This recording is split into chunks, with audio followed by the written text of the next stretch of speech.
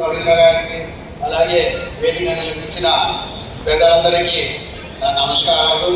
వేదిక ముందు నా పుర ప్రముఖులకు, విశాఖపట్నం బ్యాంక్ షేర్ హోల్డర్లకు అందరికీ నా హృదయపూర్వక నమస్కారాలు.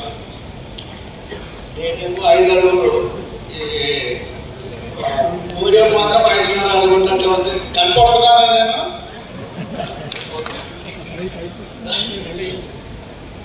మానవాజనేయులు గారి గురించి చెప్పాలంటే ఎన్ని రోజులు చెప్పినా కూడా అది తరగదు. ఎందుకంటే ఆయన దేశ రాష్ట్ర సహకార రంగానికి చేసిన కృషి అటువంటిది. ఆయన నిజమైన సహకారవేత్త.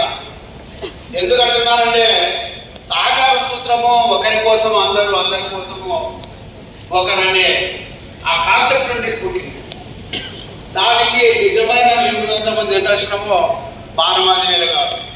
నేను ఎందుకన్నా ఈ మాట అంటున్నా అంటే బొబ్బులి, రామచంద్రపురం, ఒంగోలు, తిరుపతిలోని బాలాజీ ఈ బ్యాంకులో పరిస్థితి బాగలేక రిజర్వ్ బ్యాంకు లైసెన్స్ ను క్యాన్సిల్ చేసే పరిస్థితుల్లో నష్టాలు ఉన్న బ్యాంకులను తీసుకొని వేరే బ్యాంకులకు అవి దెబ్బతీసి మూతపడితే ఆ వేరే కోఆపరేటివ్ బ్యాంకులకు చుట్టుపక్కల ఉన్న బ్యాంకుల పైన ఎఫెక్ట్ పడుతుందని నష్టాలు ఉన్నా కూడా దానిని టేక్ ఓవర్ చేసి ఈ విశాఖపట్నం బ్యాంకులో విలీనం చేస్తున్న ఘనత మానవాజనేయులు గారు.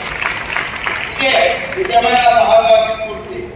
ఎందుకంటే ఒకరు బాగలేకపోతే 10 మంది చేసి వాళ్ళని ఆడుకోవాలి.